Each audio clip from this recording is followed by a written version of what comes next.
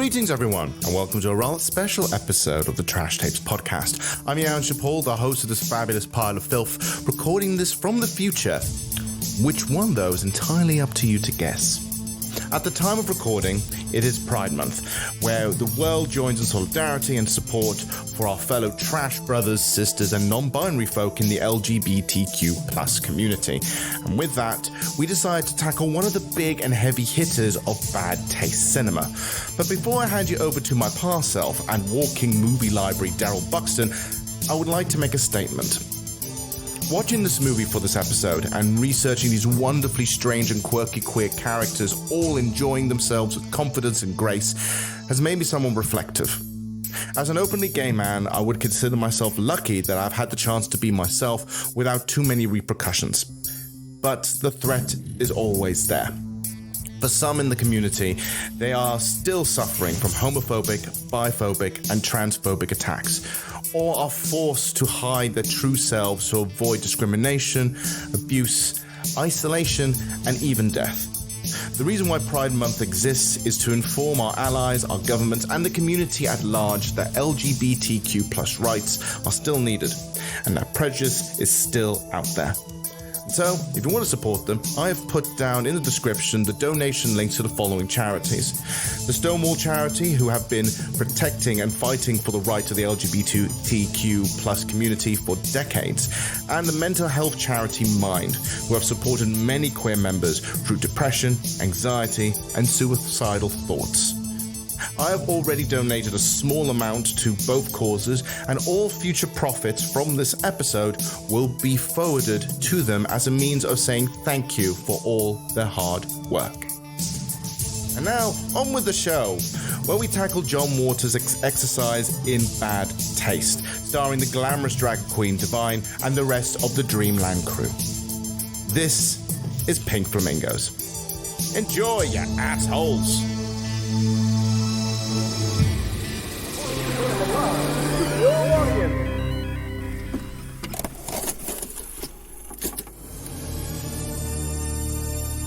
You are about to experience trash cinema.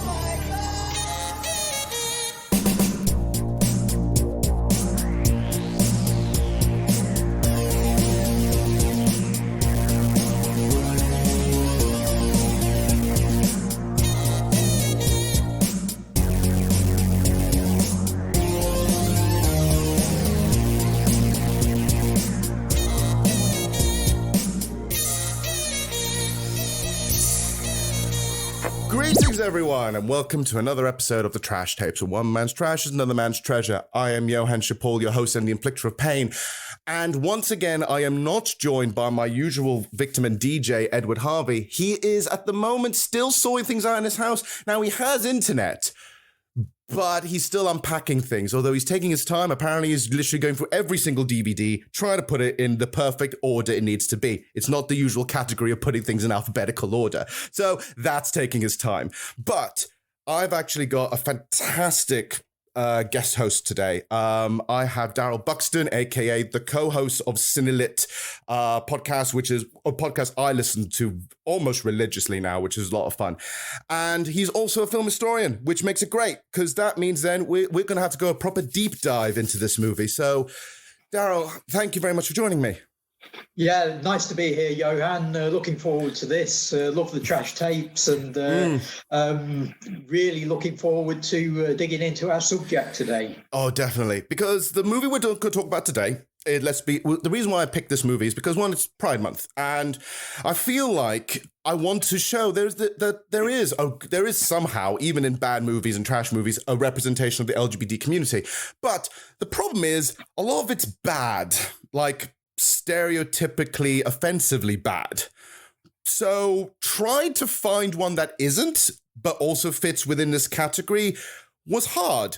But then realizing actually that the movie itself is literally has a nickname, An Exercise in Bad Taste, kind of makes it perfect. So the movie we're going to talk about is the iconic Pink Flamingos by John Waters. I'd like to close with the original trailer New Line Cinema used to sell Pink Flamingos. Notice, no footage from the actual movie is ever shown. Did you happen to hear about it? From some friends who saw it and thought it was absolutely marvelous. Probably I'll be very insulted. Rex Reed told us that it's fabulous. Would you come out at midnight to see it? Why go home at midnight? What are you going to see there? Oh, it's marvelous. Absolutely. Disgusting thing I've ever seen in my whole life. Not to be believed. Absolutely outrageous. It was divine. Fabulous. I love religious movies. It's a little gross, but I liked it. Well, it was really the grossest film I'd seen. I think John Waters has got his finger on the pulse of America. I think he's got his thumb securely up America's ass. I think it's the future of city living. Fantastic. It was really fun. Excellent. Yes. Loved it. Really good. Really good. Right? It's great. Piece of garbage. I enjoy dirty things as much as everyone else does, but this isn't even dirty. It's just disgusting.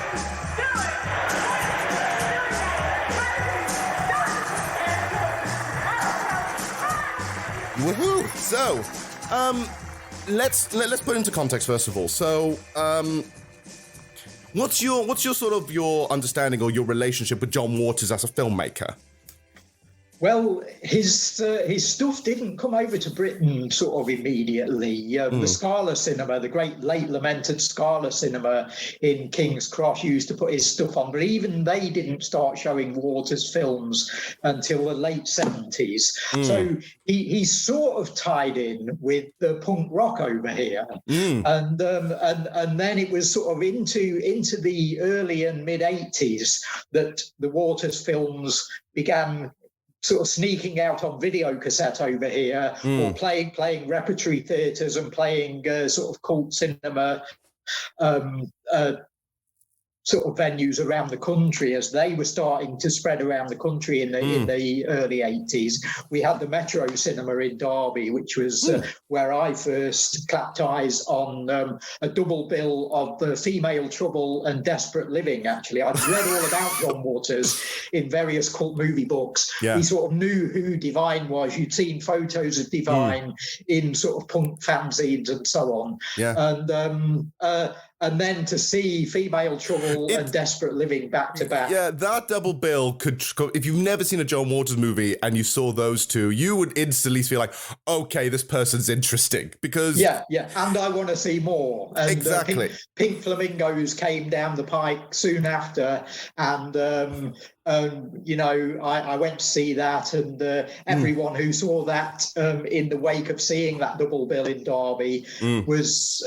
Oh yeah, everything we heard about this guy is true, you know. Yeah, it's probably like you mentioned. It's kind of he's kind of punk rock without even intending to be punk rock. He was just sort outlandish.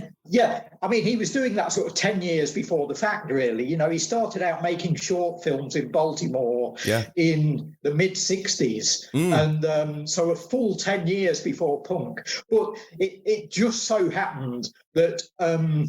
All of Waters' friends, all of the people that he could sort of corral and round up and get to perform in front of a camera were all the 6 or 7 most outlandish people in Baltimore, and they were all sort of wearing thrift store clothes and putting on their own makeup really, really badly in sort of mad angular patterns and crazy colours and so on. And it anticipated what happened on the punk scene in 1976-77, and very, very much in line with British punk rather than the stuff that was going on in New York. It was really a look that seemed to be adopted. It's by, the attitude, wasn't it? People like Sue Catwoman and Jordan, the women on the punk scene, not necessarily the punk bands themselves, but it was the sort of hangers-on and the fans that were going to see gigs at the Roxy and places like that. They all, exactly. It really was, you know, there was Divine and Mink Stoll and David Lockery and all of Waters' pals all had this sort of fuck you attitude right from the mid-60s. They were outside of the counterculture as well. It was extraordinary. They were their own little thing. And if you think about what was happening in New York at the time with the Warhol people as well, the Warhol factory superstars, they were getting all the attention because they were happening in New York, and because Andy Warhol was a great self-promoter and he was becoming known as an artist as well. He actually got a measure of fame for the people that were his sort of acolytes and the people that were involved at the factory. But there were actually these little pockets around sort of unfashionable parts of America where outsider artists, and especially filmmakers, Herschel Gordon Lewis, Russ Meyer, Ted V. Michaels, and Waters was a part of that. He sort of picked up a camera, he went out and made his own films, which was a very, very punk rock thing to do. He got his mates involved, and they became almost like a sort of parody of, or almost like a sort of antidote to the fame of the Andy Warhol clan. You know, it was like, okay, we're doing the same thing that Andy Warhol's doing, but nobody's noticing it, you know. He actually says he was influenced by Andy Warhol. I think one of the things he says was he had a weird fascination with things like Chelsea Girls, and also he also generally loved, there was like I think it was Empire, which is literally just the Andy Warhol movie where you just look at the Empire State Building for 12 hours. He found that fascinating, John Waters, he said, like, well, I can do that because I can do that, and I can do it on the cheap because what are you doing? So he does that and makes it, but he says, I want to have my own bohemian thing to it, so he makes it quirkier. I mean, Warhol and his director Paul Morrissey were making great sort of they were doing sort of satires of things like soap operas and stuff, and they were treating all their friends as superstars.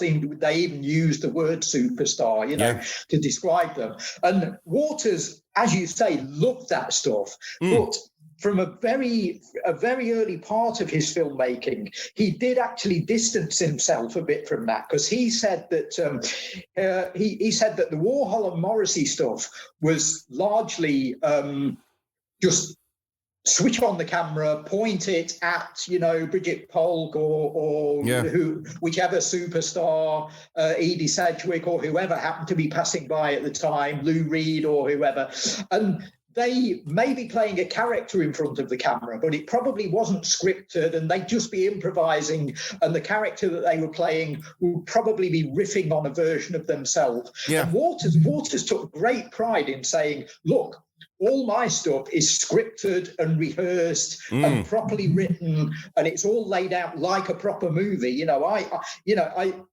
may resemble what Warhol and Paul Morrissey are doing, but it's actually also got my love of Hollywood. It's got my love of old school Hollywood in there, my love of terrible old Liz Taylor movies that nobody else went to see, and old 1950s Douglas Sirk films and so on. So all of that filters through into John Waters, which it doesn't into the Warhol and Paul Morrissey stuff. So he does see similarities, but he also wants to make that distinction. I think one of the things I'm going to hopefully cover in the Trash Tapes eventually is I do actually want to cover Paul Morrissey and Andy Warhol, because the only two that I've seen from them, which are the ones that are perfect for the Trash Tapes, is The Flesh of Frankenstein and The Blood of Dracula, which is the thing. But you're right, actually. In terms of acting performance or about theatrics or whatever, none of them are really characters. Even the people who are supposed to be characters are acting like supermodels walking in, being themselves, having a bit of a screw, and then some gore.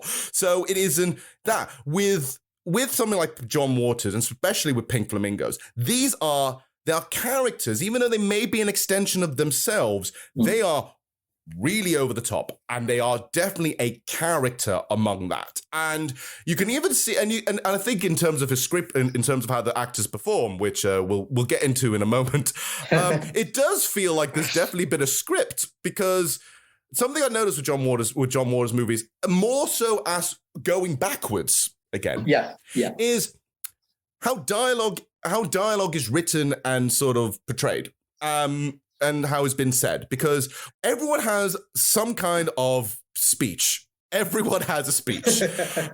Everyone has like a rant. No one has conversations. There are people ranting at each other in blocks of text.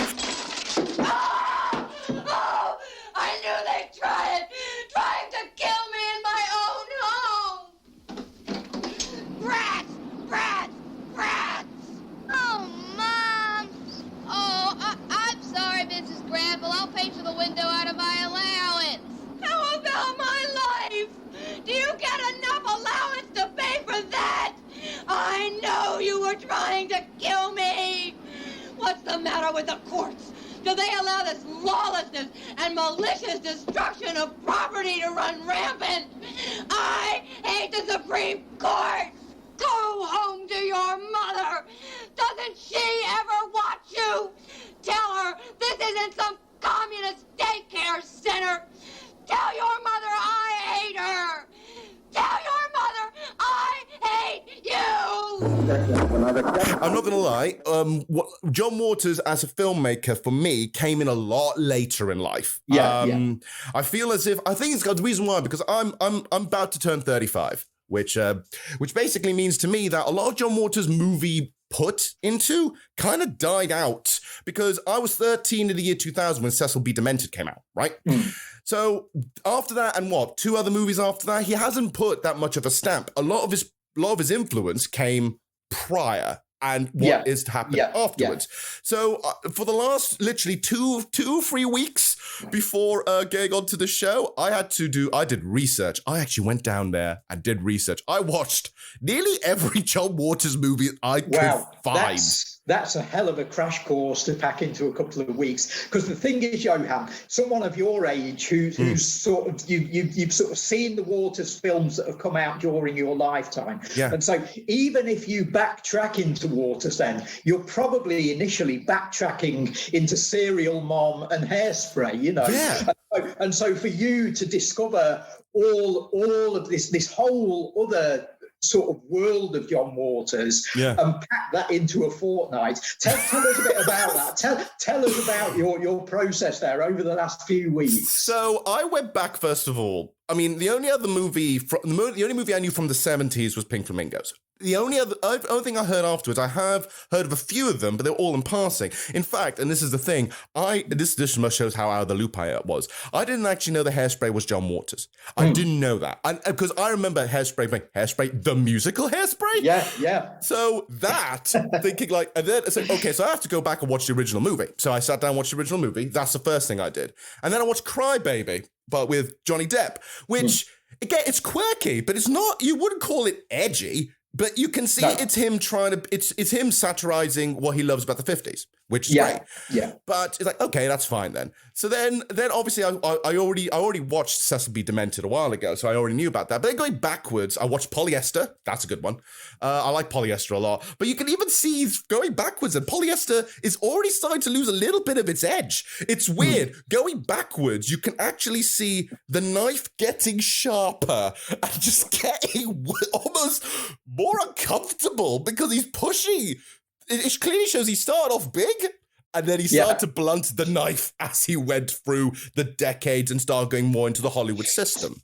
Yeah. Do you know what, Johann? There are certain recording artists that recording artists do greatest hits albums all the time. Yeah. One or two, the sort of trend seems to now have become for recording artists to do, if they do a greatest hits album, David Bowie did this, one or two other people have done it. They do a greatest hits compilation and they do it in reverse. They put the new stuff first and they put their very primitive stuff right at the end. Yeah. And then all the hits in the middle. And the way you've watched John Waters films is sort of like that. And Waters is a good fit for that, isn't he? I'm sure you found that. Yeah, because the more I watched it backwards, like really, I found more interesting commentary. I found more satire. I found more stuff. Now, honestly, the stuff in the 80s and 90s, I actually found more humorous. I found it funnier because I feel like maybe not going for the mark, but maybe it's my sense of humor. But in the 70s, and in the 70s in particular, God, that was edgy. That is sharp edge of a samurai sword. Wow. Because the last movie I watched before I got to it, before this podcast, was Pink Flamingos. I literally went from Cecil B. Demented to Pink Flamingos in reverse order. That's so a trick. I think I ended on a bang, I think. A very recently, as part of the research as well, I watched a lot of interviews from him over the years, and one of the things he said now, and this is sort of reflective of what we just said before, at the beginning of his career, he was an outsider. Now he's definitely an insider, and that's the most punk rock thing he could ever be, he says. Exactly, yeah. He's embraced the mainstream, and he knows how shocking that is to the people that have followed him for 50 years. Which is just like me looking backwards, realizing that the man who did Pink Flamingos also wrote Hairspray is the biggest shock horror in my mind I've ever could even consider. As my Cine-Lit co-host Adam Marsh pointed out to me yesterday, John Waters, one of John Waters' most recent roles has been a guest role in Alvin and the Chipmunks 4. So he's done RuPaul's Drag Race. He's done all this stuff. He was in Feud on TV. The big Betty Davis and Joan Crawford series, playing William Castle. John Waters looks nothing like William Castle, but the idea of John Waters playing William Castle is perfect, and for him to be doing that on mainstream TV is just outrageous in an insider sort of way. It's brilliant. He's turned the inside into the outside brilliantly. Now, my question is, right, could Pink Flamingos, the movie, be made now? No. The only thing you could do would be to do a dramatization of the making of the film. I think somebody could and probably will, I guess, get round to, although who the hell you'd cast in these parts, I don't know. But I'm sure somebody will do a Waters biopic one day.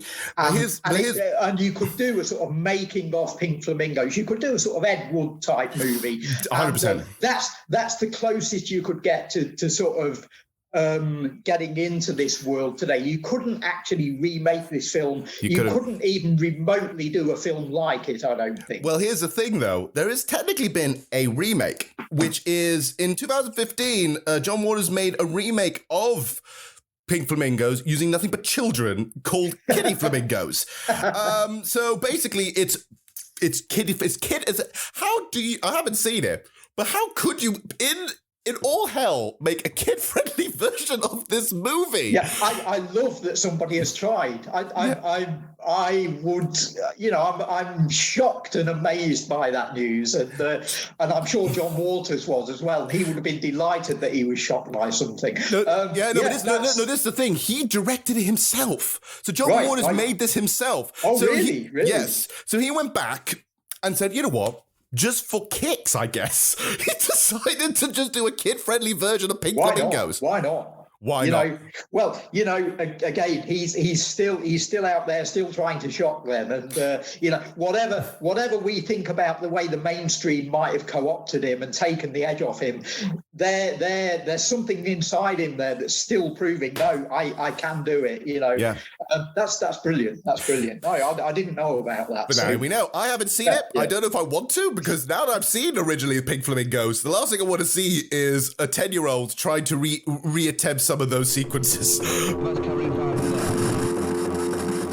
This seems an appropriate point to get into the movie itself. Now, I sort of, I'm very familiar with Pink Flamingos, but as I knew we were doing this, as you do, out of courtesy, I watched the film again just so I was right up to scratch with it. And I'm putting an old DVD into my player. The DVD menu comes up and the disc chapter titles come up, and they include Chicken Fuck, The Turd in the Mail, The Flasher, The Blowjob, The Castration, Convicted of Assholism. And then you go on to the next page of the menu and you get the deleted scenes.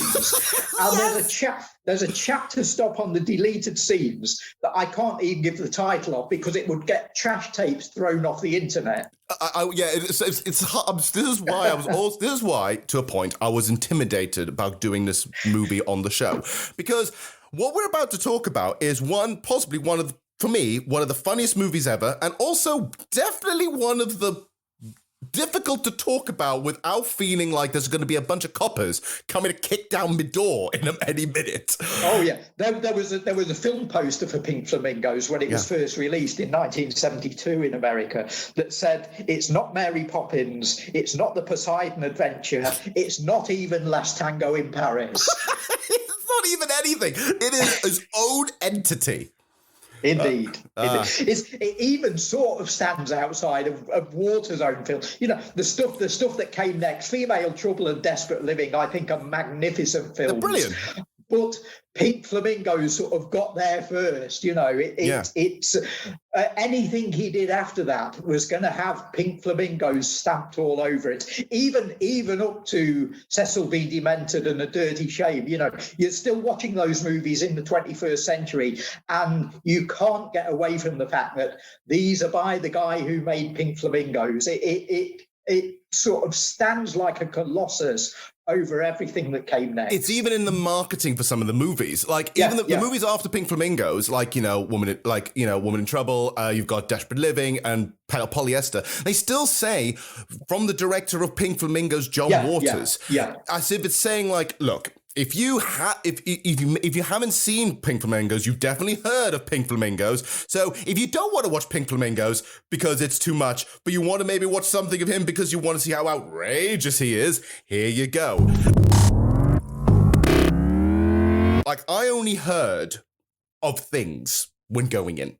So going in for the first time round and going, okay, what's this movie about? And to a brief synopsis, it's basically about two types of freaks, basically. Two types of filthy people. Divine and her family, who are literally, Divine has been labeled by the tabloids in Baltimore, that's the filthiest person alive.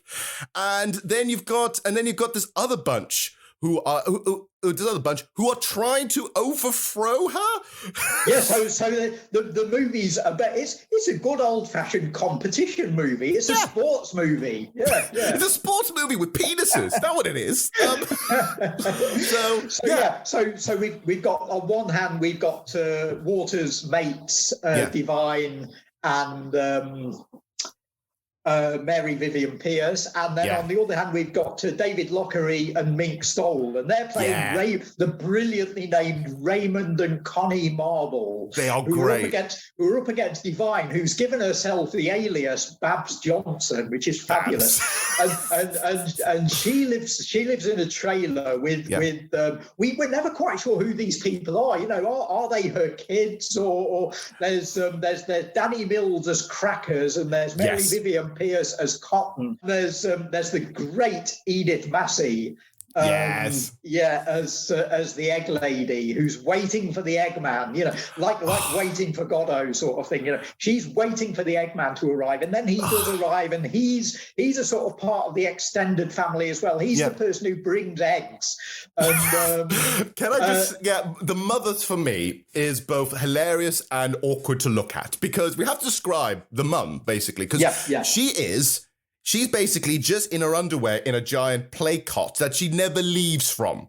I'm not sure whether because she just doesn't want to or she's too heavy, but whatever it is, she's still in there. And her obsession with eggs is both hilarious and slightly off-putting, because every conversation is about, where is the Eggman, Cotton? Where is the Eggman?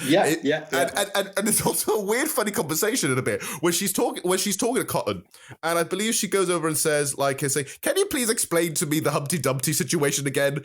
Like, how can a human be an egg, Cotton? How can a human be an egg? What do you mean Humpty Dumpty was an egg? How could a person be an egg, Cotton? How could a person be an egg? Well, he had little legs and little arms, and he could walk and talk and all, just like a person. Only he was an egg, a little egg, all dressed up. Tell it to me again, Cotton. You should be learning it by now, Edie. Now listen carefully. Humpty Dumpty sat on a wall. Humpty Dumpty had a great fall. All the king's horses and all the king's men couldn't put Humpty together again. I love Edith Massey. She's so great. I mean, she's really good in Desperate Living as well. If your listeners are going to sort of delve into the world of Waters, she plays the Queen of Mortville in Desperate Living. So good at that. Fabulous in that. But effectively giving pretty much the same performance that she gives in Desperate Living without the playpen, you know. But I don't know if you've covered on Trash Tapes the Ted Post film The Baby, which came out in 1973. No, but we're doing it soon. Yeah, you must. What I want to point out, I won't say too much about The Baby then, but what I want to point out there is that John Waters had Edith Massey in a playpen a year before Hollywood went and did it in 1973 with the Ted Post movie. So yeah, I'll leave that one there because The Baby is a world of its own. But that's a whole different creature. Yeah, but it's kind of fascinating. I would love the fact of Hollywood saying like, do you know this Pink Flamingos movie? There's this weird large woman in a playpen. Can we make a whole movie out of it? Because she's the best thing in it. Yeah. And we'll go and do it with people that have been in Clint Eastwood films. You know, so bizarre. Yeah. I want to talk about Divine. Divine, honestly, Divine is basically John Waters as a whole, really, isn't she? She is the reason why. She's obviously almost the pinnacle reason why people remember John Waters movies, because she is that much of a character, and it's what I want to find out is like I find that this movie. Because, again, I didn't even know a lot about Divine. I heard the name Divine, but I never... And the famous poster I saw her, which is her in the red dress holding a gun, right? Which is great. But it's interesting to see how much of the stuff we see in, like, drag and the LGBT community now started off here. But there's one scene in particular when Divine's going into the city, and this is clearly shot without permission, where she's walking into the city, and you see her... All the heads are turning, like in almost a combination of shock and disgust of seeing this Godzilla-sized woman, basically, just walking through, this drag queen that is the size of a house, just walking through with big hair, the eyebrows and everything else just appearing, again, almost like a monster, crossing through Tokyo. Yeah, sure. One of Waters' all-time favourite films is The Girl Can't Help It with Jane Mansfield. And there's a fantastic sequence in that where the title theme is playing Little Richard doing the title song and Jane Mansfield walking through a city and heads are turning. And this is Hollywood gloss. It's 1950s Hollywood gloss. It's Jane Mansfield as a genuine star on a Hollywood sort of street set, you know, and they've got sort of coordinated movie extras that are turning their heads when they're told to by the director and by the AD, you know. And what you've got here is John Waters with no money. He's got $1.98 to make this thing, you know. He's got his mates in their own costumes that they've nicked from the local thrift shops, you know. And they then had to sort of let out and sew up so they can fit into them. But he wants to repeat The Girl Can't Help It. So what he does is exactly what you've just described. He puts Divine in one of her most outrageous outfits, and he hasn't got any movie extras. He's not got Hollywood sets, so he just sends them out on a Baltimore street. Divine walks up and down the street, and genuine shoppers genuinely gawk at something that they have never ever seen in their lives. You know, and Waters filmed it all, and it looks like the scene from The Girl Can't Help It. It's fantastic. It's great. It looks like that, but it's almost again, it's a spin on it. It's a spin because it's cinema verite.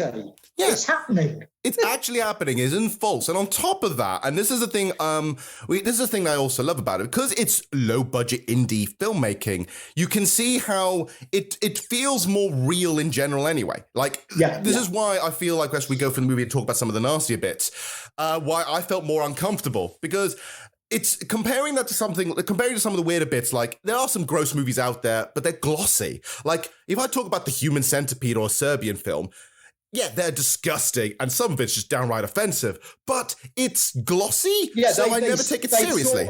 They look and feel and play like real movies, like they're proper films. You know, this is cinematic outrage. It's not even a movie if you really think about it. And then he introduces the marbles, who are personally, they are hilarious and odd. Because first of all, you've got Connie Marbles, who I think at the very beginning, we were introduced though in this bright red dyed hair, which at the time was not a thing. They had to bleach their hair blonde and use ink and highlighter markers to get the color, which is insane. Now you can just go to a shop and do it. And this character's played by Mink, the brilliantly named Mink Stoll, who she actually lived with John Waters at the time. They sort of shared a house together, and then some of the other characters were sort of living together. So they all lived in about 4 different houses. You know, the whole cast sort of all lived in different groups as a sort of commune dotted around different parts of Baltimore. Which makes more sense as we think about this movie. But Mink Stoll was genuinely dyeing her hair anyway, as was David Lockery. David Lockery, who plays Raymond Marble, has long hair in the film, which you can say, well, it was hippie time, you know. But his hair is not only long, but it's bright blue. And the actor didn't necessarily dye it for the movie. He wore it like that around Baltimore when he went to the shops, you know. And again, this is 1972. It's not punk rock. It's before that. It's influencing what came 4 or 5 years later. The look of the female characters, and in particular what Divine does. I think drag through the decades has been, you know, I think drag queens like to look, if you go back sort of 30, 40 years, you know, the idea was they wanted to all look like Elizabeth Taylor or Lana Turner or someone.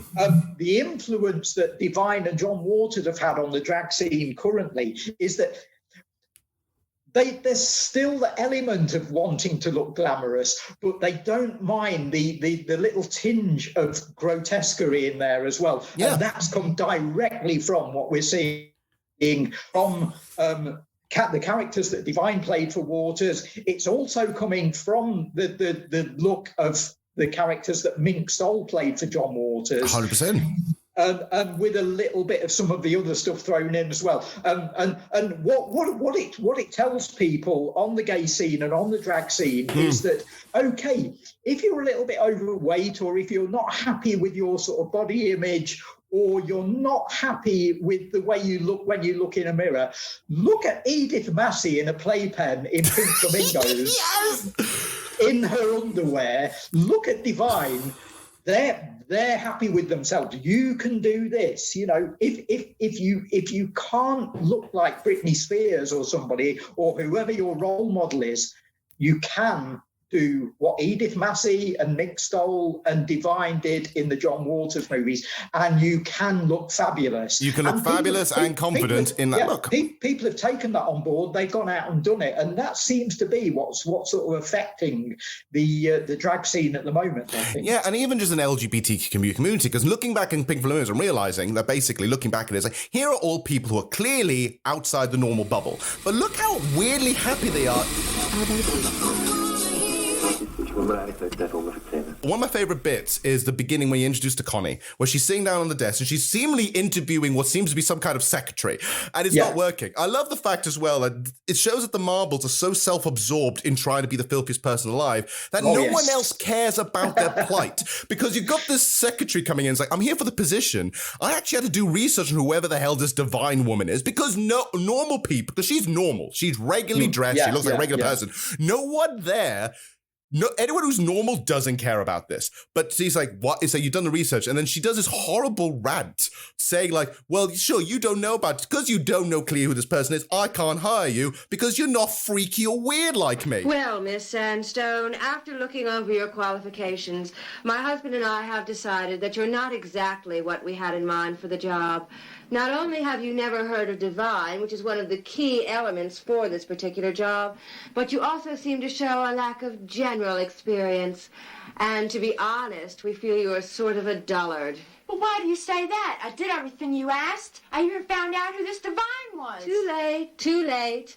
Now, if you wouldn't mind, I do have a busy day ahead of me. There's really nothing left to discuss. Well, what am I supposed to do now? That's what I'd like to know. You can eat shit for all I care, Miss Sandstone, or eat anything that you like, or do anything that you like. Just don't assume that I want to know your troubles. Now, if you wouldn't mind, I'm a busy woman with a full day's work ahead of me. Please remove yourself from my office. You're a real cunt, do you know that? A real fucking cunt. How can you be so shitty to people? How can you stand yourself? I guess there's just two kinds of people, Miss Sandstone. My kind of people and assholes. It's rather obvious which category you fit into. Have a nice day. Eat the bird, bitch! The level of sass is beautiful. Yeah, the word asshole is used almost like punctuation in this movie. Yes. You know, it's great. But yeah, that setup is brilliant, because I think that secretary character, or well, she's not a secretary, she's being interviewed for the Post. Yeah. So there's this post of secretary that's going for the marbles, and it's great that the people that come in for it, you've really hit this on the head here, Johann. That what's being sold to us as the key central story of the movie, it's sort of taking place on two street corners in Baltimore and in Divine's trailer. You know, nobody else in the world and nobody else in Baltimore gives a shit, but John Waters gives a shit, and so he makes his audience think that, this story is really important. This competition to be the filthiest person alive is what the world is revolving around this. And then you get these characters who come in who know nothing about that. And they're completely shocked and surprised and they're confused. The idea that someone is in this movie who doesn't know who Divine is outrageous, you know. But then after that, we're introduced to then we're talking to what the marbles overall thing is. So obviously with Divine's family, they're filthy, but they're happy doing their own thing, not being disturbed. They just like to be filthy. They don't want people to mock them. They're sort of playfully filthy, aren't they? They're you know, we'll get more into what they do. They do commit outrageous crimes, but they do. But they have a wonderful time doing it. The marbles don't seem to have a great time doing anything. It's work for them. And and go into then, as a new viewer to Pink Flamingos, I'd love to hear your sort of description of the marbles do. Okay, the marbles are, to me, genuinely the worst, because first of all you got Raymond, who randomly, just for kicks, will just flash people. But he doesn't just normally flash people. He attaches an incredibly long sausage to his penis, and we see the whole thing. Yeah, with a sort of ragged piece of string. You know, it's not even well done, is it? You know, he's got this huge wiener sort of attached to his own wiener, with a bit of string tied in a knot. It almost feels half-assed, which I think, like, it feels like if you thought like this was a thing he had proper kicks with, he would have said, like, right, I'm going to structure like a giant dildo, I'm going to make the whole thing, right? But no, he does. He needs that for kicks in between. Although at one point, this is quite fascinating, he does this once to a woman, and then turned out the woman does have a penis herself. And this was actually a friend of John Waters who was just 1 week away from finishing off a full operation. And it says, well, let's take advantage of this, shall we? So let's have a woman with a penis in there. Well done. Yeah. And so even David Lockery as Raymond Marble is shocked. You know, he's the filthiest character alive, or trying to be, and he's doing incredibly shocking things that are disturbing us as we watch. And then here's this scene where he's shocked, and Waters is so good at doing this. Yeah. The character you mentioned there, the chick with a dick character, was called Elizabeth, and Waters did a great quote about her on one of the DVD commentaries. Yeah. He said, oh, she was on welfare at the time. And as you say, Johann, she was 1 week away from the operation, you know. and so Waters filmed this just in time. But he said, Waters' great one-liner about her was, welfare paid for her tits and she paid for her own vagina. It's amazing. That scene for me, because I didn't see it coming, and shock horror. Oh, there you go. It's like saying, it shows a little bit how hypocritical the marbles are, because there's Raymond, who is supposed to be trying to be the filthiest person alive. And so you'd think so. You would think a trans person wouldn't be shocking, but there it is. It's shocking for him, which means he's a hypocrite. Same goes with Connie, because the whole act of being filthy is the idea is filthy, but the act is more evil than filthy, where both of them kidnap women on the side of the road who are hitchhiking, put them into a basement, try and get them pregnant to sell their children to lesbian couples. Via their hideous butler Channing, who doesn't even impregnate them in the conventional way, does he? Are we going to go there with this? Yeah, we're going to go here. Describe this. Okay. The best way to describe it is, in a simple word, it's artificial insemination.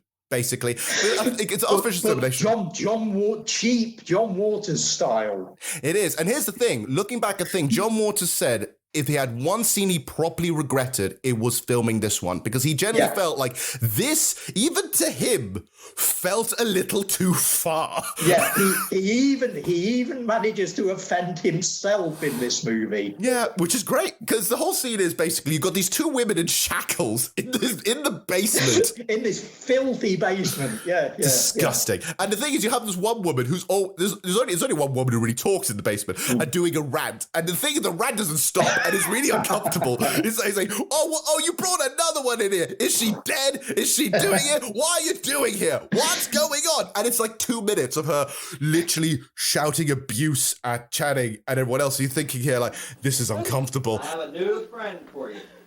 Already? You got one already? Why is she asleep or is she dead? Did you just kill her? Where did they get her? Where did they get this one? Hitchhiking, just like you were. Doesn't pay to hitchhike these days, does it? And I guess you're gonna fuck her now, is that it? Right in front of me. The poor girl has to fuck you. Thank God I don't remember it. Thank God you spared me at least that. I have a surprise for you this time. I don't even have to touch her. How'd you get out of that part of the job? Did your boss finally decide someone else would do it? Who? Her slimy boyfriend? Is she going to let that fag do it in front of me, that whore? Oh, no. This is a prize for Connie and Raymond, too. I have it all figured out this time. I don't even have to touch her. Why did you have to touch me? How could I have a child by you? What a repulsive thought. Oh, you pig, you animal.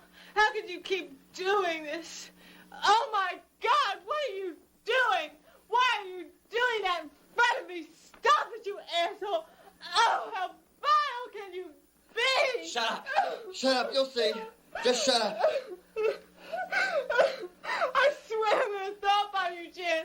I swear I'm gonna puke if you don't stop doing that. And then and while she's still ranting, Channing says, just drops trowel. You see it from the butt. He jerks off, grabs the semen from his hand, puts it in a syringe, and then you get a horrible close-up of the vagina and the injection going in, and you're thinking, Christ, this all happens in 3 minutes. Like, this is quick and uncomfortable. Hearing a woman ranting about how horrible this is, seeing a person jerking off, and then doing the whole thing.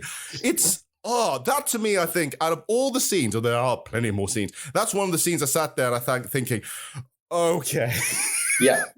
Now, the thing is, Johann, that 20 years later, yeah, the best picture winner at the Oscars was a film about a psycho who kidnaps women and throws them into a grimy pit. You know, The Silence of the Lambs. Oh, shit. This is, oh my God, you blew my mind. You blew my mind. Waters again gets there 20 years before Hollywood, you know? Oh my God, oh my God. Imagine, again, I'm just now imagining going saying like, well, we did, another film director, another producer going, that scene of Pink Flamingos out 5-minute horrible scene. Can we make a whole movie out of that? Yeah, can we win Oscars by doing this? Yes. Yeah. And the answer is yes, you can. Yes, you can, clearly. This is brilliant. It clearly shows how much more influence this movie has than we realised. What they're trying to do then basically is the Marbles are just trying to find ways to infiltrate almost Divine's base and find some information to ruin her life, basically. So this is where Cookie comes in, which is the date which is the date of crackers, right? And so they end up having a conversation. Look, right, I want you to find information, blah, blah, blah. And I love the thing is like saying, oh, crackers, this crackers is sex. He has a very weird idea of sex. And we find out what this weird idea of sex is when they finally meet, which is, you think it's pleasant at the beginning, but then they talk about chickens. And, oh, yes. And, okay, I want to ask you, maybe you know this more than I do. Was that a real chicken in that scene? Yes, yeah. This is the other scene that Waters now finds slightly offensive. Yeah. In fact, he said, when I see the chicken scene now, I don't know what to say. It's like looking at your past crimes when you're at a parole hearing. What happened was, the scene is Danny Mills as Crackers. Yeah. Has been sort of seduced by this spy who's been hired by the Marbles, and she goes along to the trailer where Crackers and Divine and the whole family live. She's absolutely appalled by the sight of Edith Massey chowing down on eggs in her playpen. But she, she's there to do a job for the Marbles. She's there to get information. She's there to do that by letting Crackers have his way with her. But he decides that rather than the conventional method of seduction, in a nice sort of bedroom with nice silken sheets and that's too easy for John Waters. They go out to the chicken coop out back, Yes. And they fuck on a mattress in the chicken coop. And they include live chickens in the act. And that is gross. Yeah, it is. Now, the actress playing Cookie did get scratched by chicken talons for real. So you do see her bleeding. Danny Mills, who now doesn't talk about the film, and apparently I gather that he got arrested later in life for involvement in some LSD ring. Fantastic. And he spent several years in prison, but he refuses to talk about his participation in Pink Flamingos now. And it could be largely down to this scene, because Waters asked him to slit the chicken's throat, I think with a razor blade or something. Yeah. And so you've got this mixture of blood from the chicken's talons sort of digging into the actress. You've got chicken blood going all over both of them while they're involved in this sex scene. And then another chicken gets thrown into the mix as well. And they're all sort of flapping about. The wings are going, they're clucking. One of them's bleeding to death all over the actress. And but Waters' defense of this scene was to say that they got the chicken that dies. They actually got from a farm supplier who the chicken was going to be slaughtered that day anyway. So as John Waters said, we made that chicken's life better. It got to be in a movie, it got fucked, and it became a star. I'm not gonna lie, it's both a brilliant defense and also the worst defense, because you're just saying, we did it, but look, it's a famous chicken now. So yeah. And then after it got fucked and it became a star, Danny Mills then cooked it on the barbecue outside the it got reused. But maybe not intentionally the way you'd like it to be, but it got reused. But this is the thing I found uncomfortable, because I felt like there's bits where she's holding the chicken, although it did make me laugh. There's only one bit that made me laugh at this sequence. It's just Crackers holding the chicken, throwing it to Cookie, saying, "Hold the damn chickens!" and the thing what feels uncomfortable is there's bits where I think it's the slit chicken throat one, where you're seeing the chicken being tucked in between them, and you're seeing that is uncomfortable. But there, you missed one little weird extra twist to this thing to make it even more filthy, which is Cotton, who is, I'm not sure if they're related, whether sister, brother, no, whatever, but Cotton gets off on Crackers. Like, she generally finds Crackers beautiful, but they don't like touching. So Cotton always saying to Crackers, "Look, I love you so much, but I can't have sex with you. So could you just do this weird, kinky sex act for me with lots of blood and extra bits in it while she watches?" She's here, Miss Cotton. She's here. It shouldn't be long now before I get it going. That is, if she cooperates, and she will. Oh, Crackers, I'm so excited. I've just been sitting right here ever since she left. What's she like? Does she have a nice body? What are you going to do for me today, honey? It's something I haven't seen, I hope. Miss Cotton, I got something in mind today I never ever tried before. Something very exciting for me. My little chicken's going to be in the show today, Cotton. Me and some nice, juicy, plump chickens. I need this so bad, Crackers. Make it better than you did last time. What's the matter with that one? You said you liked that show. Oh, I did. It's just that you were so fucking beautiful in that one that now I want more. I gotta see more, Crackers, more than what I've already seen. Can we have some blood in this one? Just a little bit? And take your clothes off slower, and don't let her ruin it. Miss Cotton, you're gonna dig this one. It's gonna be better than anything I ever did before. I can feel my blood all through my body. You know I only do it for you. It's only you watching that gets me up. You know that. I'll make it special today. I promise. Please be careful not to touch me. Please be careful. I ain't touching you. Cotton is looking through all this as it's happening, which makes it even more awkward. And she's smiling, going, yes, basically. I'm just like, oh, that's an extra wrinkle that I didn't even want to know. They are contenders for weirdest family in American cinema, I think. And that's a trophy that is sort of up for grabs. All right, so after this sequence, basically Cookie goes back, shares the information, so now the marbles know where they are, right? And this is, again, showing how the marbles are trying too hard to be filthy, but not doing a good job, because they send a box, a present, a birthday present, and they send the birthday present. I love how it's sent to the box. It goes to Babs, a trailer in the middle of nowhere, Baltimore. And it's like, okay, so a mailman mysteriously goes, because obviously there is no address. So the fact that someone knocks on the door and it's a mailman, but obviously Divine is very confused by this. Yeah, and they threaten because there's no address, and so therefore the mailman shouldn't be there. Yeah. The suspicion arises, and they threaten to murder him. Yes. Miss Babs Johnson? Yes, I'm Babs Johnson. Special delivery package, ma'am. You sign here, please. What do you mean, special delivery package? There's no address here. It says right here, Babs Johnson, a trailer, Phoenix, Maryland. And you are Babs Johnson, aren't you? Of course I'm Babs Johnson. I just told you that. But there is no address here. This is not on any road, route, or street. And I don't want people on my property. So don't ever bring mail here again. Do you understand? And the next package you bring me is getting shoved right up your little ass. Can you comprehend that? I understand. I comprehend. I understand. Now you've received some new training, as you call it, and you'd better remember it. So you have exactly 15 seconds to get off of my property, motherfucker, before I break your goddamn neck.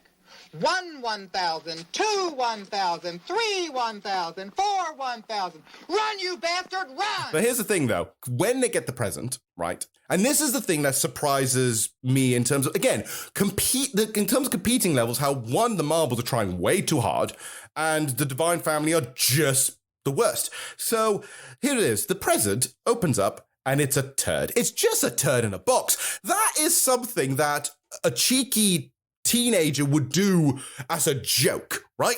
It's not filthy, although it's really funny how over-exaggerated they are. Everyone else is, I'm not sure whether being sarcastically or taking it seriously, the idea of going and saying like, oh my God, someone gave us a bowel movement. This is the worst thing that has ever happened to me. Oh my God almighty, someone has sent me a bowel movement. A turd, Mama, a turd. Who could have sent this? A turd! Oh, a turd! Oh, Babs! This is a direct attack on my divinity, a direct attack on the peace and harmony of our last few weeks here, an outrageous attempt to humiliate and disgrace my private life. Someone will pay for this. Someone will pay with their life for this grossly offensive act. Mama, nobody sends you a turd and expects to live. Nobody. Why would anybody do this to us? Why? Look, here's a card. Read it, Cotton. It's a birthday card, a fucking birthday card. So what does it say? What does it say? Oh, God, Babs. Happy birthday, Fatso. Oh! You are no longer the filthiest person alive. Oh. We are. Oh. Signed, the filthiest people alive. Oh, just as I thought. And a deliberate attempt to seize my title. That is, for me, I'm thinking, compared to everything else in this movie, that's the tamest thing you could do. Yeah, you're right there, Johann. But the off-screen story is actually worse than the on-screen story, because John Waters, they were filming one day, and John Waters actually took Divine aside and said, when you come in tomorrow morning, when you go home tonight, could you shit in a box and then bring it in tomorrow? So it's Divine's own turd is the gift. That's hilarious. And Divine turned up with it in a box the next day and had gaily wrapped it and tied a bow around it, which Waters wasn't expecting, and Waters has since said about it. He said that, having worked with Kathleen Turner on the brilliant serial Mom in the 90s, Waters on the DVD commentary rewatches that scene and tells a story about Divine shitting in a box and gift wrapping it and bringing it in, and then having it presented to himself as in the scene, in the drama. And Waters' final word on that is, I wonder if Kathleen Turner would have done that if I'd asked. Just imagine thinking that, I don't know if anyone else would have done this, although if they did, it depends on where you were in life, I guess. But yeah, what I find generally funny is like that whole bit with the box. I love that. Now it's Divine reacting to her own shit, basically. And she's sitting there going like, this is the worst thing ever. And so she's now on a mission to try and get whoever sent this over. Well, this is they're in competition. You've now got to up the ante. You've got to go one better. Yeah. So, but this is the thing. Around this time, the reason why is because it's Divine's birthday. Well, supposedly. So there's some weird birthday party situation. Let's move to that scene because I need. There's one image that I need to talk about because I need to share this. So the birthday party is happening, and it's kind of cute because you got all these weird hippies and freaks and bohemians and gay, straight, whatever. Everyone's there. It's a complete cornucopia of freaks, and I love it. It's a fantastic party. It's cute. It's a great party. Everyone's giving presents along. I think Crackers gives Divine a meat cleaver, which is great, and a whole bunch of weird, quirky presents and stuff like that. But then there is the talent show. And I think you know where I'm going with this. Now, to put this in context, Kenneth Anger was the first person to sort of use records on the soundtrack of a movie. Again, because he couldn't afford anything else, he put records on the soundtrack of films like Scorpio Rising. And Hollywood eventually got round to doing that on Mean Streets in 1973. And now every film does it. Every film is filled with pop hits. But Martin Scorsese did it with Mean Streets in 1973. Again, John Waters, who had seen Kenneth Anger do it. Pink Flamingos got there first. It was the first feature film to use pop records on the soundtrack, and Waters didn't bother getting the rights or anything. Yeah, I noticed that.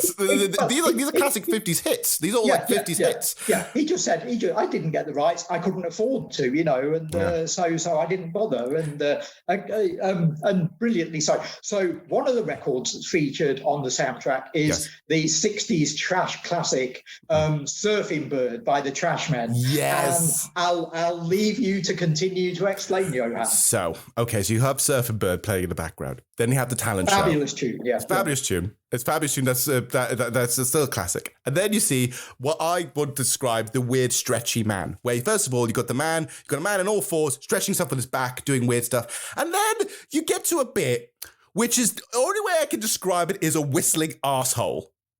Like, that is literally all I could describe this. He's literally bent over, arse out, legs over his head. And miming to Surfing Bird. Right? To the point where it got I had to stop because I laughed and also was in shock. I'm convinced the way he was whistling, I swear I could see his prostate. I could see everything. Yeah. What can I say? The man is talented, but I never thought. The whistling arsehole scene.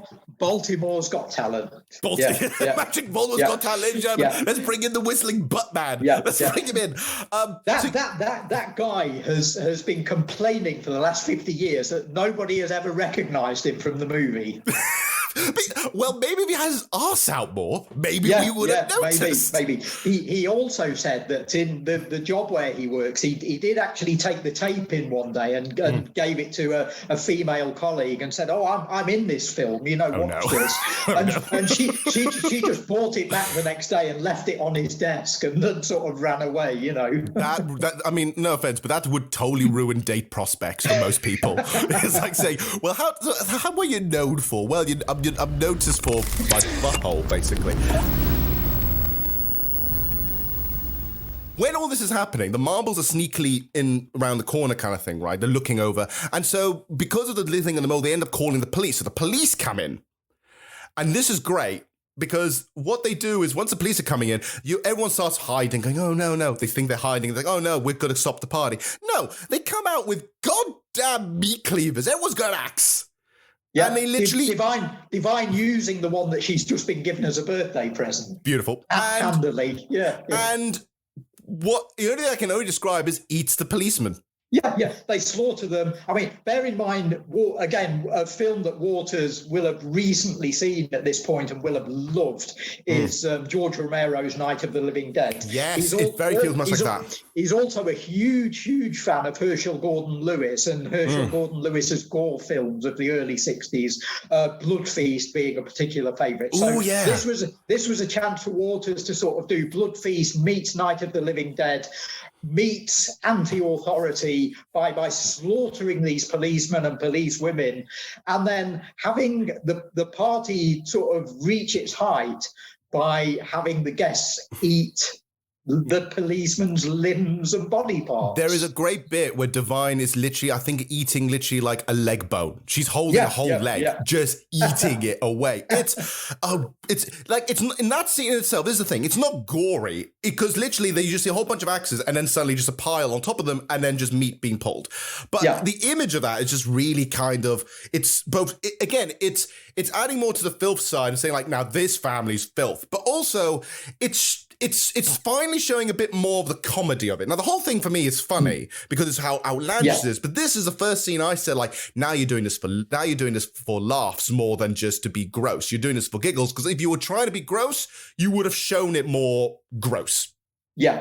I guess it's because the characters who are killed in the scene are policemen, and that would have appealed to the audience. I think it's the pigs are getting it sort of thing, and I think that's where Waters was going with that. So now that all this has gone on, and obviously now Divine and everyone else is kind of really pissed off, you get to you then move on to when they find out about where the marbles are living and go into their abode, basically. But what's fascinating is there was a whole build-up that was deleted, isn't it? Like the build-up to them finding out the information about the marbles was deleted. There was even a scene where the marbles were snuck into the trailer. Oh yeah, they abuse Edie Massey, which is we love Edie, and that's unthinkable. That's shocking to us, That's what I was like, why don't you dare? Yeah. And you can see that on the deleted scenes, and it's a nasty scene. Actually, it's not done for laughs. It's not done even sort of as part of the filthiest people alive challenge. It's just there for pure spite, really. It sort of fits the Marbles characters, but I don't think it quite fits the tone of Pink Flamingos. Definitely, it's a little bit too nasty, I think. And that's weird, actually, comparing to all the nasty that happens in the movie. But it's weird how that scene was too much, and I get it because it's just being mean for mean's sake.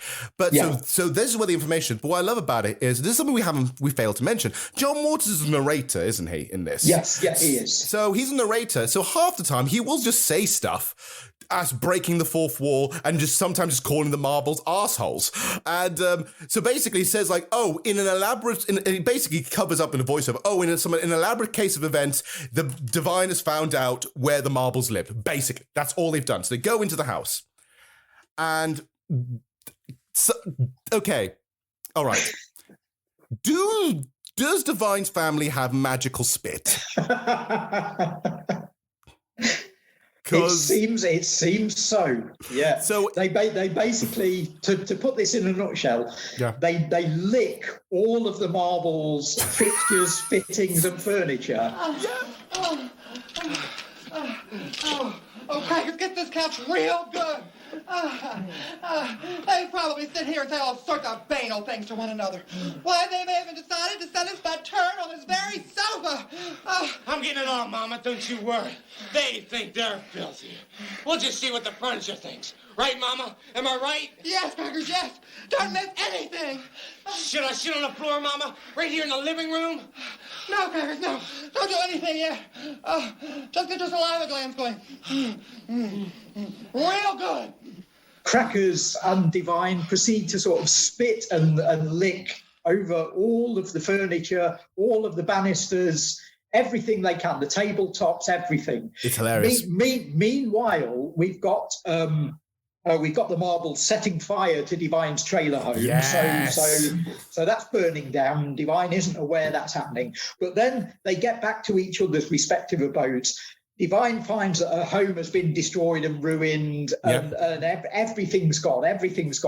But the marbles get home, their house, and of course they don't notice initially because they open the door. Nothing appears to be wrong. Nothing seems to have been touched. Yeah, all good. Johann, again, from your sort of first-timer's point of view, tell us about it. I laughed a lot because this is the thing. This shows that, again, it's beating up to the idea that the marbles are trying too hard. And they're just nasty for the sake of nasty and not for literally enjoying filth. Because burning down Divine's trailer is just bad. It's not filthy or anything of competition-wise. It's just being sore losers. Divine's family, what they've done is like, we are so filthy that basically it can repel other people who claim to be filthy but are not filthy than us. So Connie sits on a sofa, and as she's sitting there going, oh, we've won, we've defied them and beat them all. So, and lying down on the sofa going, oh, Raymond, come and devour me, please. And then literally the sofa literally spits her out. And all the furniture is collapsing and spitting them out because the house is they are no longer filthy enough to live in that home. They're rejected by it. Yeah, their own cushions reject them. It's hilarious. Johann, we need to skip back a few minutes before we get into this, because I did mention at the outset that one of the chapter stops on the disc is called Blowjob. Oh no. Okay. All right. So are we going there? Yeah, we're going there. So we have to. This is the Trash Tapes. We need to inform our listeners of what this is. So the blowjob. So this is in the ecstatic aftermath of having licked all of the marbles furniture. Yes. Divine and Crackers are both in a bit of a state of arousal, aren't they? Yeah, they're so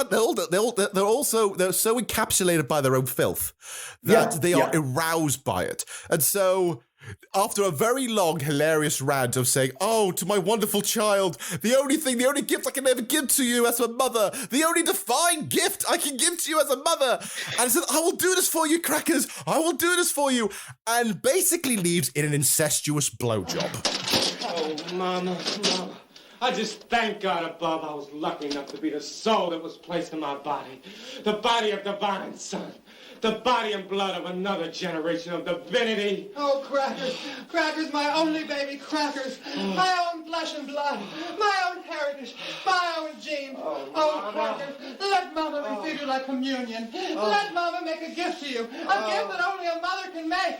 A gift so special will curse this house for years after we're gone. Oh, Crackers, a gift of supreme motherhood. A gift of divinity. It's incestuous on screen, and it's also homosexual on screen, off screen, or out of character, because you've got Harris Glenn Milstead and heterosexual Danny Mills taking part in this scene. So which adds a whole level of weird to it. That's a whole level of kink. That's a whole level of agreement that they've had to sit down and agree and saying, look, right, we're going to film a fellatio scene.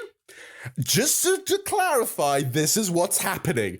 And again, the thing is, I saw the build-up. I didn't know this scene was, but when Divine was talking about and they're rubbing each other and their hands are on the crotch, it's a little bit of a weight, but I'm sitting there going, no, you're not going to do this, are you? No, you're not. No, you're not. And then when it is like, oh my God, you did! And it's very awkward because I don't think Danny Mills was entirely aroused by this, but goodness gracious, did they try? Now, it's the state of censorship in Britain was such that until relatively recently, we could only see a cut version of that scene. So you got all the sort of rubbing together and everything, and all of the sort of outrageous dialogue. Yeah. And then we missed the main event. So so here in restricted Britain, it's only been relatively recently that we've been able to see the full thing. But I was going to say, what a great scene it is. Now, this is the thing, like, one of the things that John Waters really tried to do was trying to get out of having his movie played in porno theaters, right? He wanted to be played them in other midnight screening theaters, that kind of thing, right? And porno theaters, we should emphasize, were a new thing at this time. They only just come into the States. The first porn film that was legitimately shown in theaters was a film called Mona in 1970, M-O-N-A, I should emphasize, and followed swiftly by the big hitters like Deep Throat, and then Deep Throat had come out just before Pink Flamingos. So this is Waters' attempt to do a direct parody of Deep Throat, and then sort of the year after you had stuff like The Devil in Miss Jones was released in theaters, and it became a big chic thing in the States. You know, it was something that couples would go and see. The elite were going to see. You'd get celebrities turning up and standing in line to see films like Deep Throat and Devil in Miss Jones. Yeah, because porno chic became a thing. Yeah, but this was all happening around the time that Pink Flamingo was being shot. So Waters is right there as part of it. And a big part of this scene was his bid to have his say about this whole new trend and to do a direct parody of 1972's big hit movie. And I feel like for this, as a satire of like 70s porn, that section is kind of perfect because if you look at because it is the thing, and this is some people always find very confusing. As part of when I was doing my BA in film studies, I actually had a whole module on exploitation, which is where I fell in love with bad movies. And one was porno chic. So I actually had to sit there and watch Deep Throat and a whole bunch of movies as part of my own studies, which is very confusing. But looking at this and then now looking at Pink Flamingos, what I found fascinating is like, it's almost like how porno worked in that sense, because there was a whole bunch of dribble just to get to a very awkward, uncomfortable moment of pleasure. And even then, the pleasure is never truly satisfied, which is the moment when that bit happens, the marbles come back. So they have to escape quickly. We have to leave now before you finish, crackers. We need to go. The other thing to mention about porn of that era was that it wasn't at a stage. It was in its very early days of sort of semi-legitimacy. And there was shady money involved. A lot of the films were being funded by gangsters. And also, the key thing here in connection with Pink Flamingos is that the porn industry wasn't in the position at this point where it was attracting particularly glamorous or attractive performers.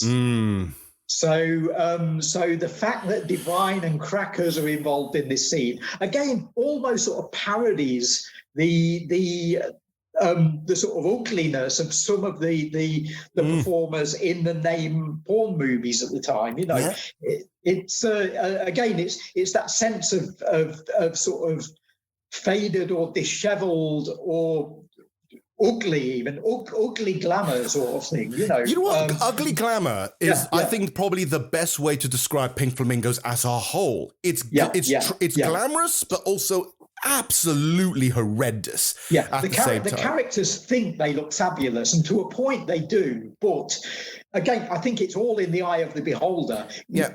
As a John Waters fan, you go along and see Pink Flamingos because you've seen the poster that you mentioned earlier, Johann. You've seen Divine looking incredible in this sort of shocking pink dress, and you're attracted by that, and you think, I want to see a movie about this character. This person's great. There are people that you might be sitting next to in the theatre who might see a scene like the blowjob scene, for instance, and even though they're enjoying the rest of the film, there might be things in it, or they might see Edie in the playpen, and they might be offended by the imagery there. But there are going to be certain viewers who are still grooving on that and going, "This is great, Edith. I want to marry Edith Massey," And I want to be her Eggman. I wish I was the Eggman, And so even within a John Waters audience, you're going to get division, I think, and it's that division that I think Waters trades on. I think he loves that. He loves the fact that people are being offended by different things at different points in the movie. Yeah, and it's also a sense of, if you find this glamorous, welcome to the club, you're one of the freaks. Exactly, if you find this ugly, you are the conservative, and I'm introducing you to my world. And that's what this is. And that's exactly what Pink Flamingos is about as well, because the marbles are conservative offenders. Yeah. And that's the divide here. So you've got these two families competing for this title of filthiest person alive. That, as you say, nobody else gives a shit about. Nobody's interested. But for 90 minutes we're focused on this. We care, and and we've got the liberals versus the straights, haven't we? Pretty much. Which then leads to probably the best bit, which is basically the trial. Because by this point, they capped Divine and the family had pretty much summed up, saying, right, we're going to get them. So we capture them, wrap them in rope, and then go and do the trial, which the trial is hilarious because the idea of the press is literally all the tabloid nonsense. It's not real press. It's the only... It's the sort of press that Divine would read, isn't it? It's what Babs would read. It's not the actual genuine press. It ain't the New York Times. They're not invited. And that's what's great about it. Again, it's showing the idea that only a very small bubble of people would care about this.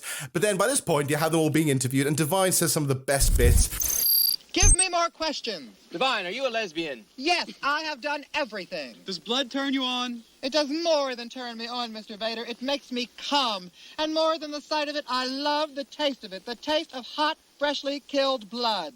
Could you give us some of your political beliefs? Kill everyone now. Condone first-degree murder. Advocate cannibalism. Eat shit. Filth are my politics. Filth is my life. Take whatever you like. Yes. How's this for a center spread? I think that I've heard that rant before, and I think that's been used a lot because the whole idea of kill everyone, eat shit, and which again is totally punk rock. It's completely punk rock. And then do you believe in God? I am God. I am God.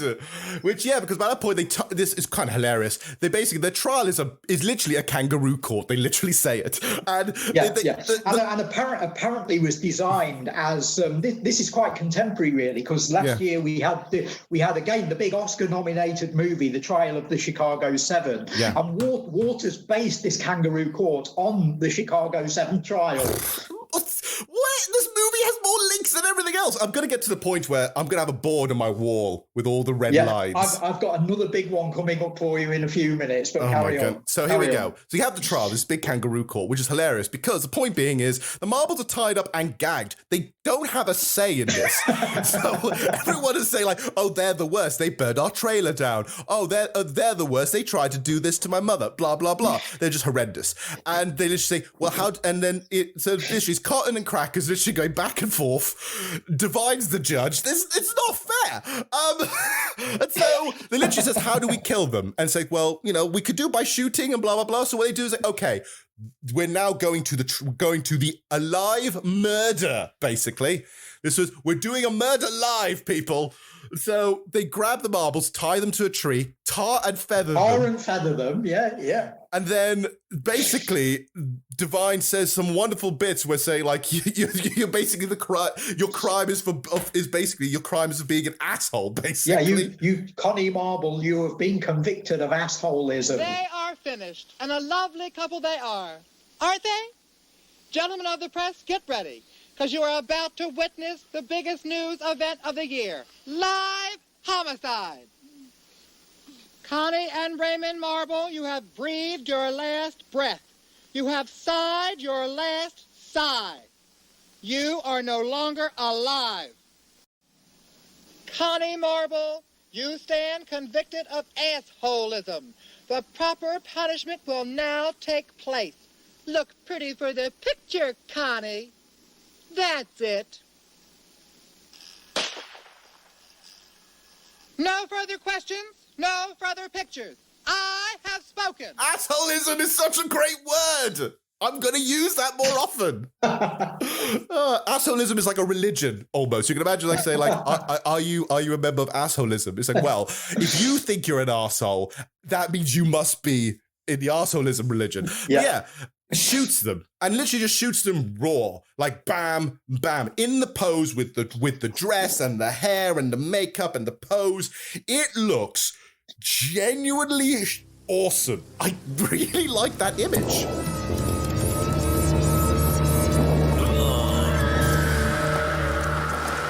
I want to mention a couple of things here, Johann. Go for it. There's the press are actually they're there with microphones and they're writing things down in notebooks and stuff.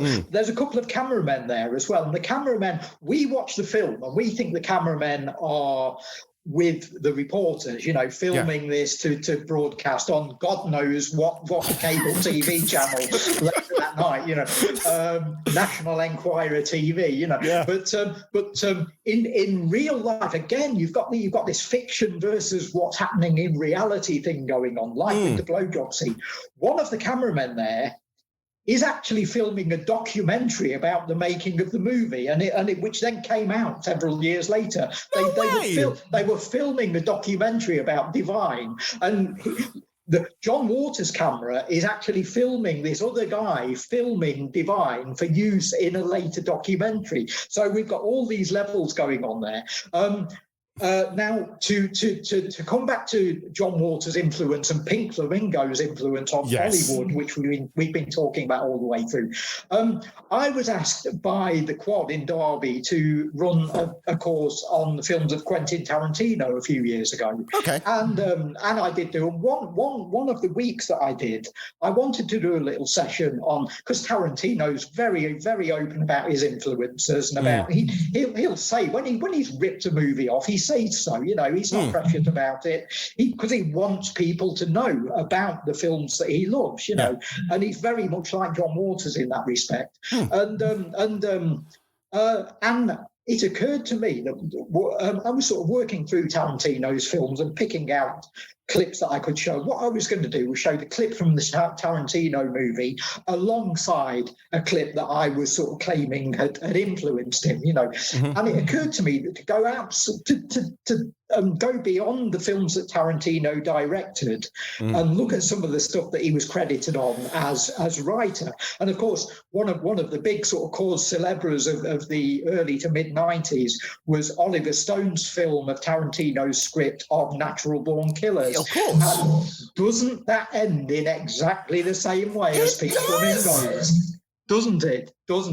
And now there's more. I was on that occurred to me, and I thought, what I'm going to do for my class on the course is I'm going to play the clip from Natural Born Killers, and I am then going to show them where it came from. I am going to show the clip from Pink Flamingos. And I had more complaints about that clip of Pink Flamingos than any other that I have ever shown to a class. Wow. They were so offended by it, and I loved their offence. I absolutely loved. I just thought, John Waters, you've still got it, man.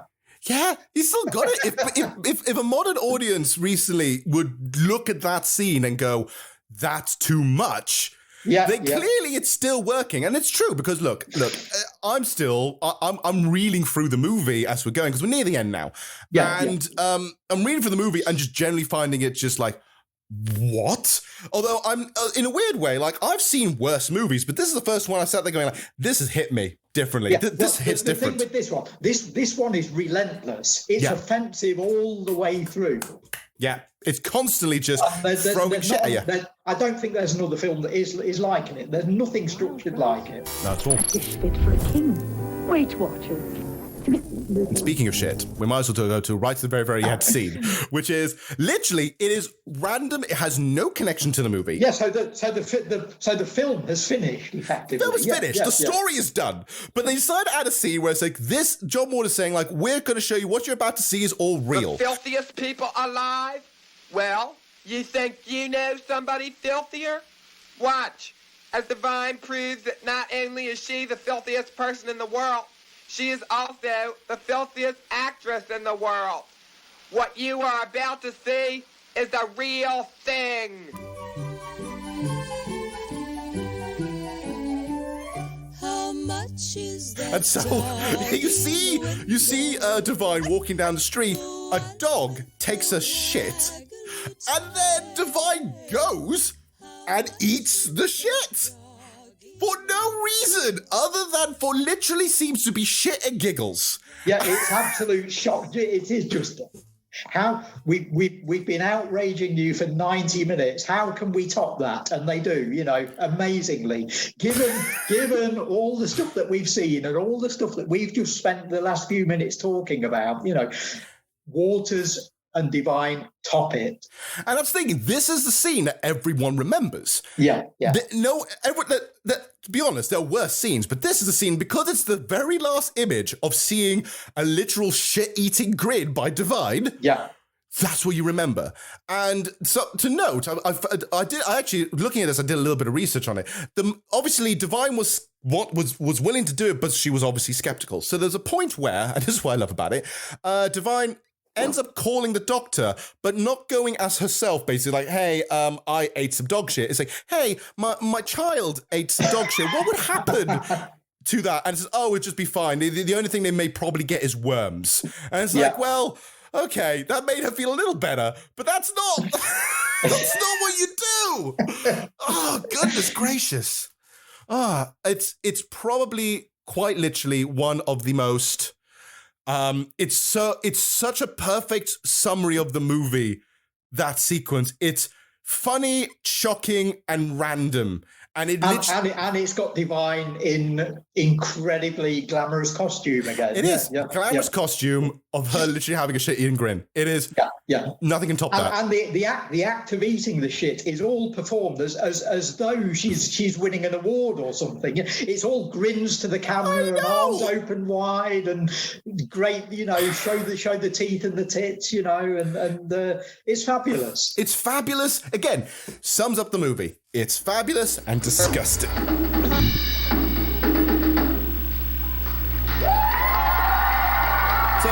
Darrell, just to sort of go into it now, we do something a little bit differently here. We're not going to rate the movie, and we're going to do that using something called a trashometer. So, the trashometer, for those who, if this is the first time you're listening to us, welcome, and thank you for joining us on this unique journey.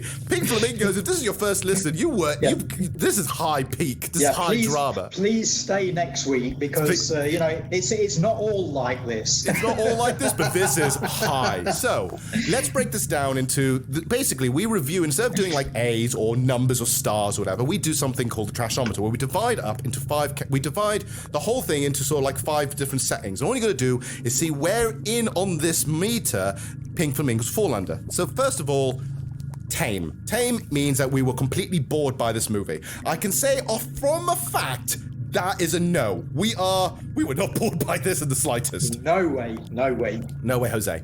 Number 2, tiny bit trashy. This is where we feel like the movie had trashy moments, but could have been more. I would also agree this is a no, because this movie tops itself constantly.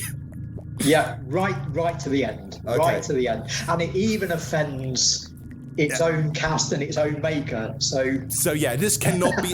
So the bottom two can be scrapped. So it has to be one of these top three. So first of all, then we've got trash. This is the perfect sweet spot. This is the ideal balance of bad to good. It's perfect mixture.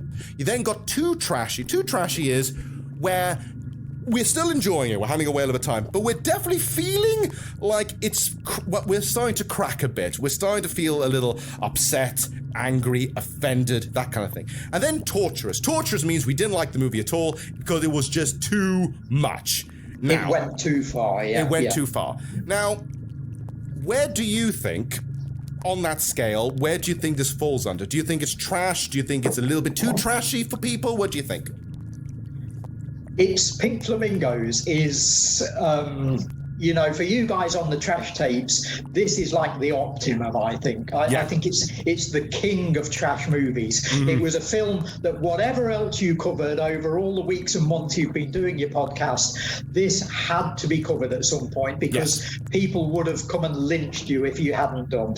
It's the absolute optimum of trash cinema. Yep. Therefore, I think it pitches right in the middle. I think it's the king of trash movies, and it deserves a 3 out of 5 mark here, where 3 is your pinnacle. Exactly, it's right the sweet spot. You've got this unusual rating system where 5 out of 5 is too much. Too much. 3 out of 5 is what a filmmaker is actually aiming for, and Waters gets 3 out of 5. Bang on here. 3 out of 5 on the trash meter. This is the trash movie. This is the trash tape. And I would agree. I think, honestly, this is the reason why I found it a bit difficult. I wanted to do Pink Flamingos for a long time. Pink Flamingos is, like you said, it is one of the granddaddies of trash movies. It is one of the pinnacle of midnight cinema. It is historic. It's also, and so this is why I was intimidated by it. Also, as an openly gay man, I thought to myself, I should have seen more John Waters movies by now, but I never got the chance to. But here's the thing I found more fascinating, and this is why I got you on. It's the fact that this movie is in the Criterion collection, of all things. So this to me made me think okay, so there has to be something, or maybe I'm overthinking this.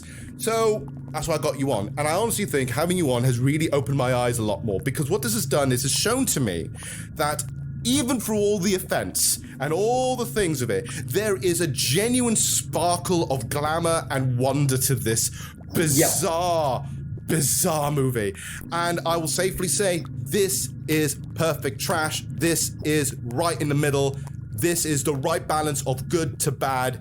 It's a treat. It's an experience that I feel everybody should see. Yeah, as we've also said, it's a genuine cultural phenomenon. It's one of those movies that has shifted the culture and changed things, and more or less invented punk rock, or a certain part of the image of punk rock years before the event. It's also, as we've been saying all along, how many Hollywood movies have we mentioned in the last hour or so? Too many.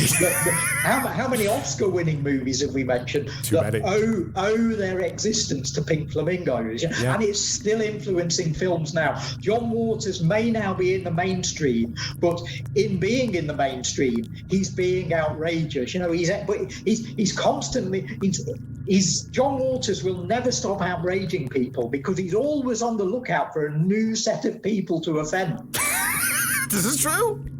And having offended his own fan base by going mainstream, I wonder what's coming next. I really do. Yeah, something will be. He's getting on a bit, and I feel like I think after relooking into Pink Flamingos, he needs to do one big blow off. Is he going to go out with a bang? Yeah, I kind of hope so. If anybody ever was going to, it would be him.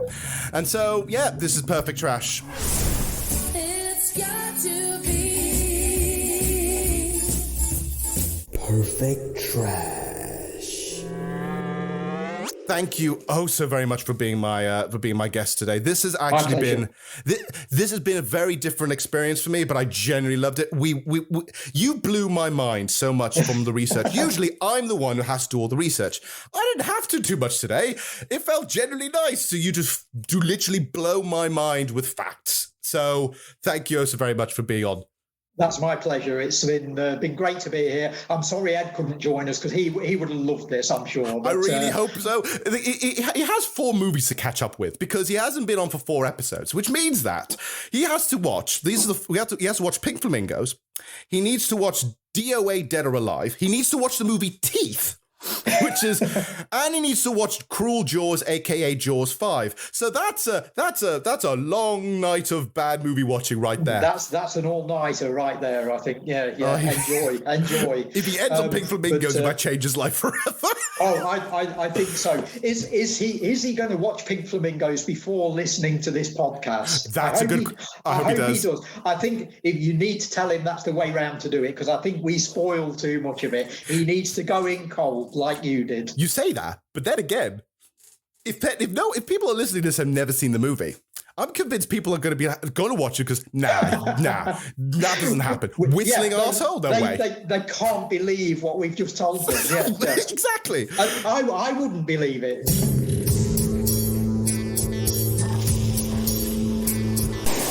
To wrap things up, so what we're going to do first, we'll usually have a bit where we do our plugins. So basically, we just plug where we can find you. So Darrell, where can we find you? Do you have anything to plug, basically?